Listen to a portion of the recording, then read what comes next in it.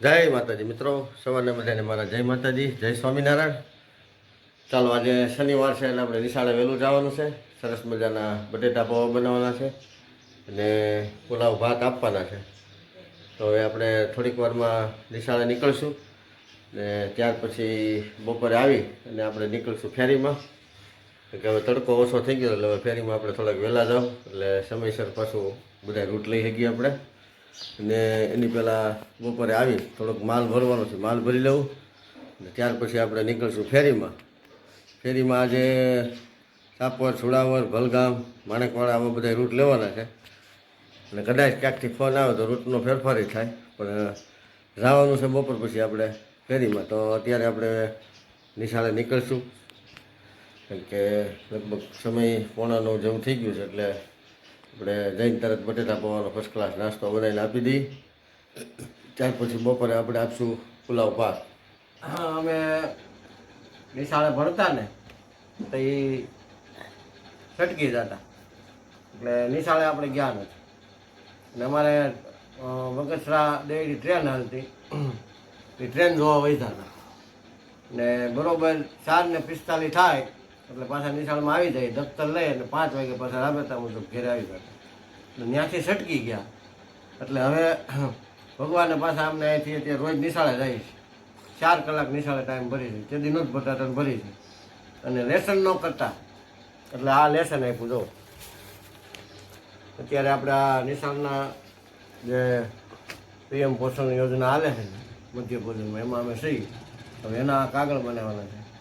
હું 5 ધોરણ ભણેલો છું પણ છતાંય 5 ધોરણ આપણું મજબૂત કર્યું. 4 ધોરણમાં 2 વર્ષ કાઢ્યા એટલે 4થું ધોરણ મજબૂત કર્યું. પછી 5મા ધોરણમાં પાસ કરી દીધા, પછી અમે કંઈ ગયા નથી એટલે લેસનમાં પરીક્ષામાં છટકી ગયા. એટલે ભગવાને નિશાળ અને પરીક્ષા લેસન બધું હેઠળ આપ્યું.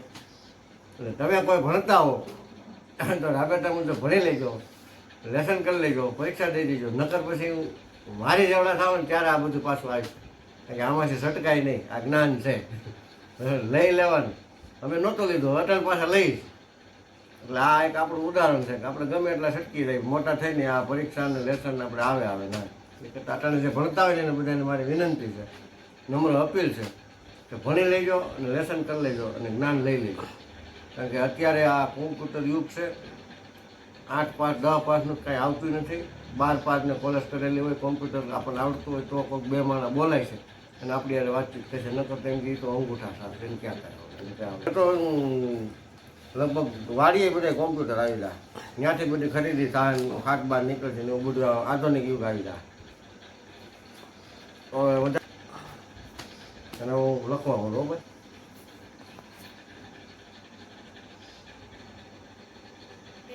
અને નિશાળે જવું પડે. વેકેશન પડી ગયું પણ એને લેસન ખૂટ્યું નથી. જુઓ મહિના છે એટલે ચોપડા લઈ લઈને લખવા.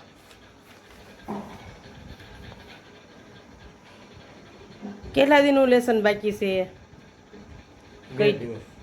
2 દિનનું લખાઈ જાય આજ કે કાલ પમદી?